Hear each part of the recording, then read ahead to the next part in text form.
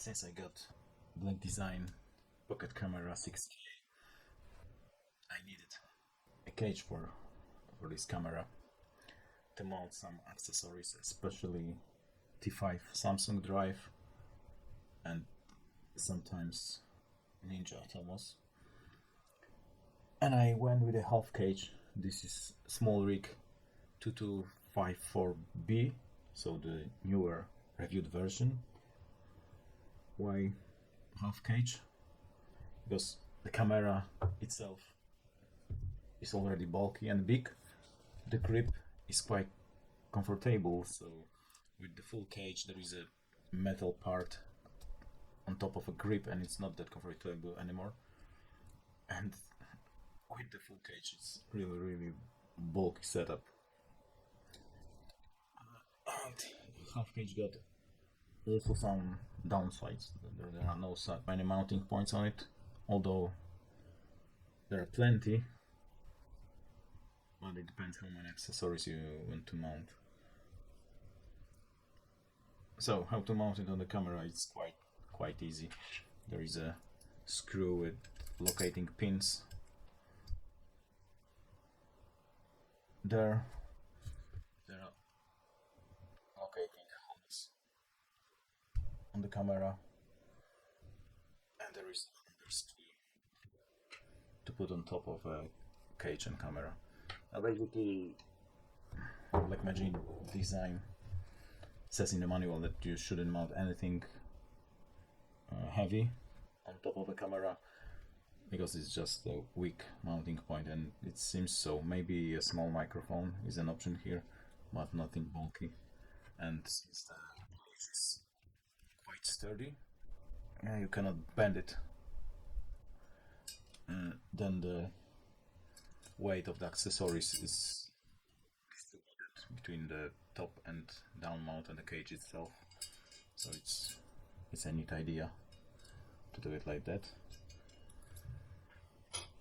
So mounting this is quite straightforward and easy.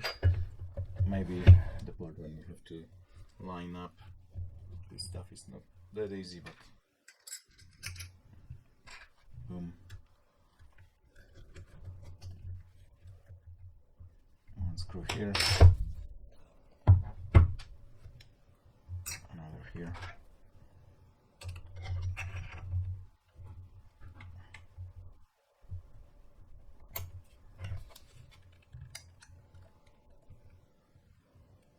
And it is mounted. But when you get a cage, those rubber plugs are not that easy to open, and when you open them, they are sometimes blocked by the cage itself, especially the one for the USB. And there is also an accessory, the USB HDMI clamp. So you have to definitely open those before you screw this clamp in, and probably I would get rid of those rubber plugs. But then this thing is 2246B. This newer version you can screw with your fingers, because the other one you needed either Allen key or screwdriver.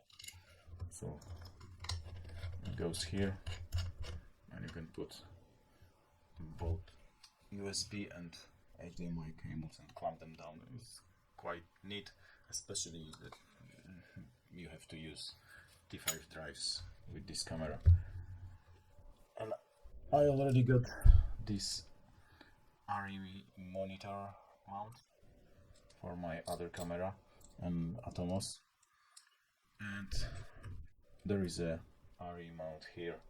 So basically you can screw this thing down, and you can screw it either that way or the other way, but if you put it like that, then all other mounting points are blocked, so it is better to put it like that.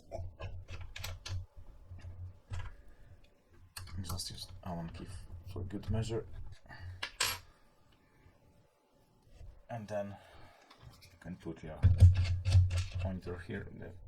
Basically a Ninja is a monitor with this camera, because HDMI here is just HD output, so nothing to record. And when you put a Ninja, it starts to lean forward. And what is lame about this mount that there are no RE pins, and with Atomos you got RE pins here, so it would be nice because sometimes instead of turning the mount, you turn the monitor and screw, so not the best, but there are no RE to RE mounts, so what you can do. And when you get this monitor mount here, there are no many options to mount T5 mount because it got a cable. So the only option seems to be here, because other locations you just can screw it down. Maybe you can put it somewhere here, but like here.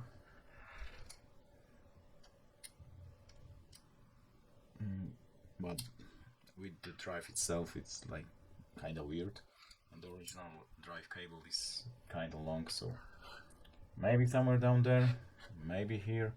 It depends how it lines up, but the option here I think is the best so far.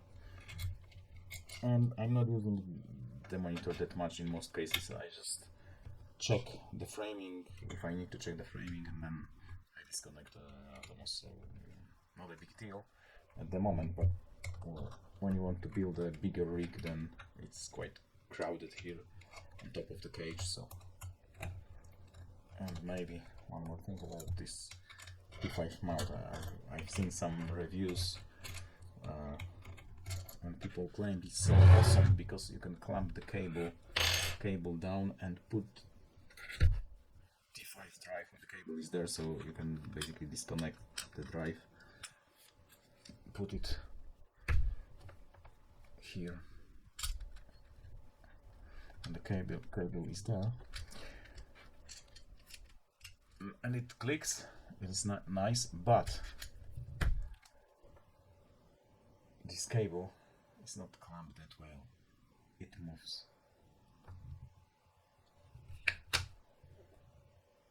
So you have to be really cautious when you plug in this thing, because you can screw up your USB port in T5 and then the drive will be damaged.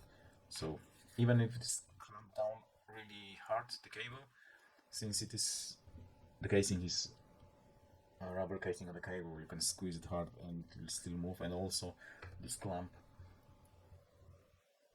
is not pushing down the whole cable, it's pushing down more on this side, so it still moves. So I think to consider when you put the drive here, you have to line up the cable with the drive port and then push it down. Yeah, so quite important thing. Maybe there are different cables which could be clamped more easily or more firmly, but the original one not. Okay, and that seems to be the only position with monitor mount. And I don't use monitor mount, I mostly screw this thing in the middle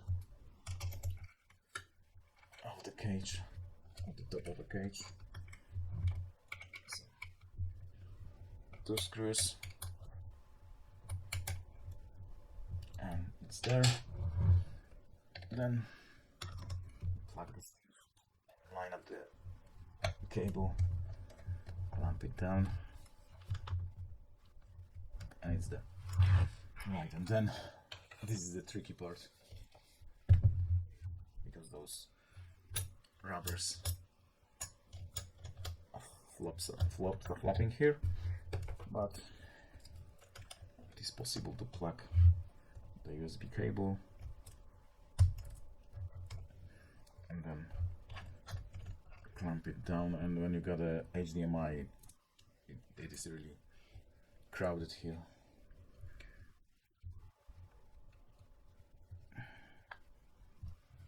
Yeah, so it's there, clamped. Nice.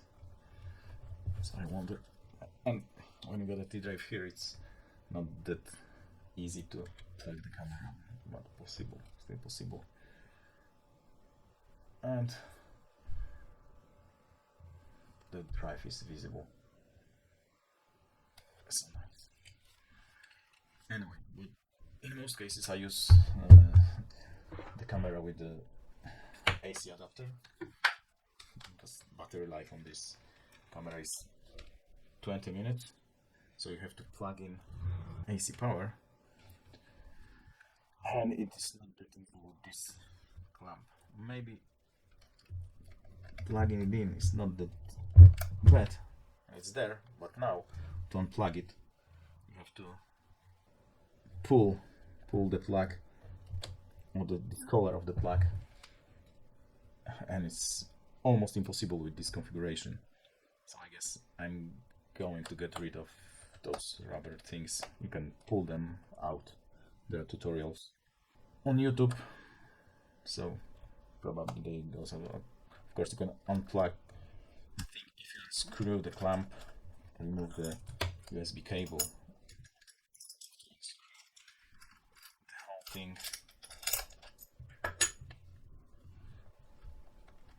And now you can remove the AC adapter, but it's quite annoying, I would say. So probably the rubber things have to go. But apart of that, the half cage is, I think, is a nice option, because I can grip this thing comfortably. I got cable clamped on both sides. If I got this clamp on the cage, maybe the placement of the drive is not that good, but without the mount it could be moved here, so it's better position. But I think this cage is the best option, because it's the cheapest option. It is small, it is light, and you got the most needed accessories, which is the T5 mount and cable clamp. And you can put mic here, or you can screw mic anywhere you want. There are two NATO rails. One rail is here, and there is also RE mount for something heavier. Another rail is here, and here is also some kind of the reverse NATO mount. You can put something inside and clamp it down. And also probably it's a nice option to get a handle on that side, handle with follow focus or something. Also there are handlers who can house the T5 drive, so maybe that's an option, but those handlers are quite expensive. So the cage itself is around $100 in my country. The T5 mount is like $30, and this thing's like $25. So the whole thing $150, and you can mount anything, and also you can mount the camera firmly on a tripod, or you can build the rig on this when you got rods attached here, so you can attach anything you want, focus pull and bigger battery, stuff like that. At the moment I'm using the AC adapter, because the E-mount battery is like $500, and 20-meter extension cord is like $10. So if you record off the tripod, that's the obvious choice, to use the extension cord instead of a very expensive battery. So I would say this cage is a nice option. It's like half the price of the tilter cages, and it is the cheapest Smallrig option, and the lightest. So I can recommend this thing. I bought it myself, so if I wouldn't like it, I would say so.